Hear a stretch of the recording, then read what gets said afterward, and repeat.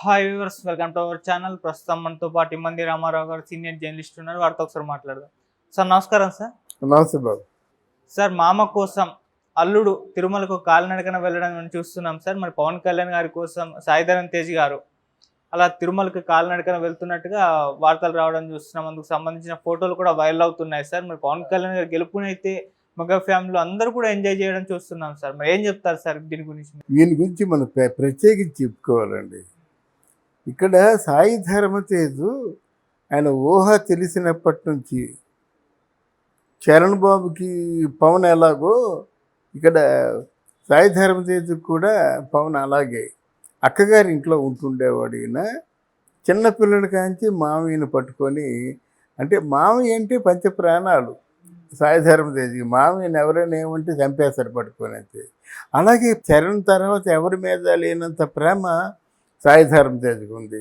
సాయి ధర్మతేజ్ తాలూకు గొప్పతనం గురించి చెప్పాలంటే, చిరంజీవి గారి కుటుంబంలో అందరినీ పిలిచి వాటెప్పుడు సాయి ధర్మతేజ్ అంటే ఒక్కడు మిస్ అవ్వకుండా అందరూ ఓటేస్తారన్నమాట. అంత మంచి వ్యక్తి మాట. అనవసరంగా ఎవరి జోలికి వెళ్ళడు. మంచి మంచి చాలా పాజిటివ్ యాటిట్యూడ్ ఆయనకి. అందువల్ల ఆయన నచ్చిన పవన్ కళ్యాణ్ కోసం మొక్కున్నాడు. ఇలాగ చీఫ్ అంటే మా ఎన్నికల్లో నెగ్గినట్టయితే కాలినడకని నీ కొండకు వచ్చి ముక్కు తీర్చుకుంటానని. ఈ ముక్కు వెనుక ఒక సాహసం ఉంది. లాస్ట్ ఇయరే చచ్చి బతికాడు, యాక్సిడెంట్ అయింది. ఇప్పుడు కూడా పూర్తి తేరుకోలేదు. అంటే ప్రాణాపాయ స్థితికి వెళ్ళినటువంటి సాయి ధర్మతేజు ఆల్మోస్ట్ 14 కిలోమీటర్ల దూరం మెట్లు నడిచెక్కడం. అందులో కల్లా దాన్ని ఎలా ఉంటాయంటే కొన్ని నిలువున ఉంటాయన్నమాట. అవి మెట్లు ఎవరికైనా గోవింద అనవలసింది అక్కడ. అటువంటి మెట్లను కూడా ఎక్కడానికి సిద్ధపడ్డాడంటే ఈ పాడ్స్ ఏమవుతాయో భయం, కాలు ఏమవుతాయో భయం, ఇవన్నీ కూడా ఆర్టిఫిషియల్గా పెట్టి సెటరేట్ చేసిందే కదా. కానీ అక్కడ కూడా చావు బ్రతుకులు తెగించి ఆ మొక్కు తీర్చుకుంటున్నాడు. అఫ్కోర్స్ భగవంతుడు ఆయనకి అండగా ఉంటాడు అనుకోండి. ఇంతేకాకుండా సాయి ధర్మతేజు పవన్ కళ్యాణ్ ఇన్స్పిరేషన్.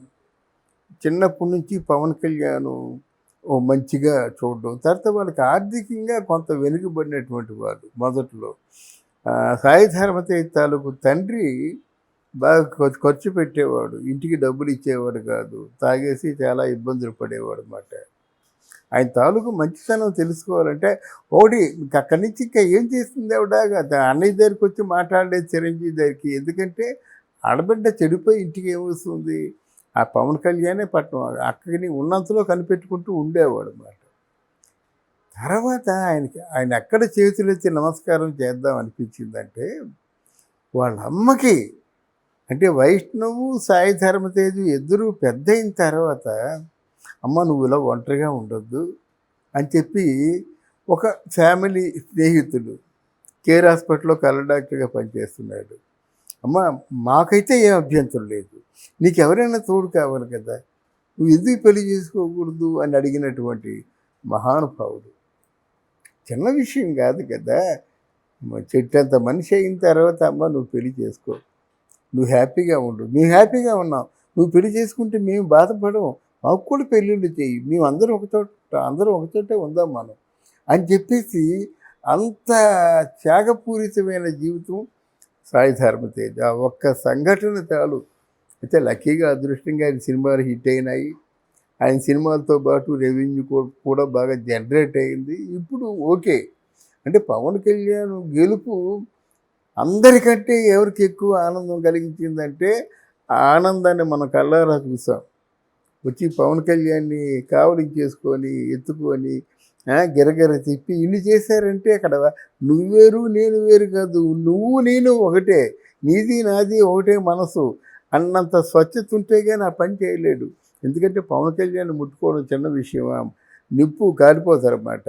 అంటే ఆ నిప్పుని ఆకర్షించగల ప్రేమ తనలో ఉంది కాబట్టి కావలించుకొని ఎత్తి గిరగిర తిప్పాడనమాట. స్వచ్ఛత ఉండాలి. పవన్ కళ్యాణ్ మైక్రోస్కోపిక్ కళ్ళతో చూస్తాడు. ఏదో ఆవేశపడు అనుకుంటాం కానీ అమ్మో చాలా అబ్జర్వ్ చేస్తారన్నమాట. ఇప్పుడు రాను రాను మనకు అర్థమవుతుంది. అది ఆవేశం కాదురా బాబు ఆలోచన. నువ్వు వచ్చావంటే నువ్వు ఎలాంటి వాడో, నువ్వు కాసేపట్లో ఏం మాట్లాడతావో, నీ ఆలోచన ఏమిటో మొత్తం చెప్పేస్తారన్నమాట ఆయన. చెప్పవలసిన అవసరం వస్తే చెప్తాడు, లేకపోతే మనసులో ఉంచుకుంటాడన్నమాట. కనుక ఇది ఒక విధంగా మామయ్య కోసం మామయ్య ఈ తను తావు బ్రతుకుల మధ్య ఉంటే వచ్చి కూర్చొని డాక్టర్ని సంప్రదించి ఎలాగైనా మళ్ళీ మనిషిని చేయండి అని వేడుకున్నాడు. అలాగే పవన్ కళ్యాణ్ మామయ్య ఎలాగైనా ఎలక్షన్లో మంచి విజయంతో నెగ్గాలని సాయి ధరమ్ తేజ్ కూడా వేడుకున్నాడు అన్నమాట. మంచి మనిషి, తమ్ముడిని బాగా చూసుకుంటాడు, తల్లిని బాగా చూసుకుంటాడు. చిరంజీవి గారి అంటే కుటుంబంలో ఏవైనా ముందు ఉంటాడు, అందరినీ నవ్వేస్తాడు, మంగులా ఉండమాట, అందరికీ ఇష్టడు. ఇదే చరణ్ బాబుకి కూడా ఇష్టం అన్నమాట. అంటే సాయి ధరమ్ తేజ్ అంటే ఎందుకు అంత సెటిల్డ్గా ఉంటాడు కాబట్టి ఆయన ఈ ప్రమాద స్థితిలో కూడా 14 కిలోమీటర్లు నడిచి కొండ ఎక్కి మొక్కు తీర్చుకోవడం మాత్రం నిజంగా గొప్ప విషయం అన్నమాట. Heads up to Sai Dharam Tej. సినిమాల్లో కూడా సాయి ధరమ్ తేజ్ గారు తన సినిమాల్లో కూడా పవన్ కళ్యాణ్ గారి పేరు ప్రస్తావించకుండా అసలు దాదాపు చాలా తక్కువ సినిమాలు ఉంటాయి ఆయన. అవును, ఆయన నిజంగా ప్రేమికుడు అండి సాయి ధరమ్ తేజ్. పవన్ కళ్యాణ్ కూడా అంతే. అంటే మరి చరణ్ అంతగా ప్రేమిస్తున్నట్టు చరణ్ వేరు, చరణ్ని తమ్ముళ్ళ చూస్తాడు. ఇక్కడ సాయి ధరమ్ తేజ్ ఏంటంటే అక్క కొడుకు కాదు కానీ తన చేతుల్లో పెరిగిన బిడ్డగా చూస్తాడన్నమాట. తనే పెరిగాడు, తనే తెలిసిన కాంచి మామయ్య దగ్గరే ఉన్నాడు. మామయ్య అంటే తను ఎక్కువ కదా, తనకు కావాల్సన్నీ కొని పెట్టడం, తనకేమో పుస్తకాలు చదువులు ఇవన్నీ అన్నిటి కూడా పవన్ కళ్యాణే కదా. తను తెలిసింది పవన్ కళ్యాణ్ ఒకడే. పెద్ద అయిన చేత కదా చిరంజీవి గారి దగ్గరికి వెళ్ళి అంటే కుటుంబంతో ఉండేవాడు, కానీ తన కోరికలు తీర్చేది మాత్రం ఎప్పుడు పవన్ కళ్యాణ్. అలాగని మన చిరంజీవి దగ్గరికి వెళ్ళడు అని కాదు. చిరంజీవి ఇంట్లో ఒక పసిపిల్లలాగా ఉంటాడు, తన హద్దుల్లో ఉంటాడు. అది విషయం ఏంటంటే పేదరికం కొంత క్రమశిక్షణ నేర్పుతుందండి. అంటే ఒక పని చేసే ముందు 10 రకాలుగా ఆలోచించి మన మన మన తాలూకు చేష్టల వల్ల అవతల వాళ్ళు ఇబ్బంది కలగకూడదు, మనం ఒక మంచి మాట్లాడాలి అని కొన్ని జీవితాన్ని నేర్పుతుందండి. పేదరికంలో ఉండడం వల్ల జీవితాన్ని నేర్పుతుంది. అటువంటి జీవితాన్ని బాగా నేర్చుకున్నాడు సాయి ధరమ్ తేజ్. సార్ ఎందుకు సార్ సాయి ధరమ్ తేజ్ గారికి అంత పిచ్చి పవన్ కళ్యాణ్ గారు అంటే పిచ్చి అనాలా ప్రేమ అనాలా కూడా తెలియదు. ఆ రోజు గెలిచినప్పుడు కూడా వెళ్ళేసి ఎత్తేసుకున్నాడు. అదే అంటే పిచ్చి ప్రేమ అవన్నీ ఏంటంటే చిన్నప్పుడు కొంచెం కొత్తగా రమ్మంటే రావు, కొత్తగా రమ్మంటే ఎక్కడ వస్తాయి. చిన్నప్పటి నుంచి అంతగా మరి వైష్ణవ్ తేజ్ ఎందుకు రాలేదు కదా. ఇప్పుడు ఇక అలా బండ్ల గణేష్ పెద్ద పిచ్చి అంటాడు కదా, ఆడేది రాలేదు ఇలా అనుకుంటా. అంటే తెచ్చుకున్నటువంటి ప్రేమలు తాత్కాలికంగా ఉంటాయి అంతే. కానీ నిజంగా ప్రేమ ఉన్నట్టయితే మాత్రం అడవిలో ఉన్నా వెళ్ళిపోతాడు సాయి ధరమ్ తేజ్. అది మాట, అది నిజమైన ప్రేమ. తర్వాత ఆయన ఎక్కడ చేతులెత్తి నమస్కారం చేద్దాం అనిపించిందంటే వాళ్ళ అమ్మకి. అంటే వైష్ణవు సాయి ధరమ్ తేజ్ ఇద్దరూ పెద్ద అయిన తర్వాత అమ్మ నువ్వు ఇలా ఒంటరిగా ఉండొద్దు అని చెప్పి ఒక ఫ్యామిలీ స్నేహితులు కేర్ హాస్పిటల్లో కళ్ళ డాక్టర్గా పనిచేస్తున్నాడు. అమ్మ మాకైతే ఏం అభ్యంతరం లేదు, నీకు ఎవరైనా తోడు కావాలి కదా, నువ్వు ఎందుకు పెళ్లి చేసుకోకూడదు అని అడిగినటువంటి మహానుభావుడు. చిన్న విషయం కాదు కదా.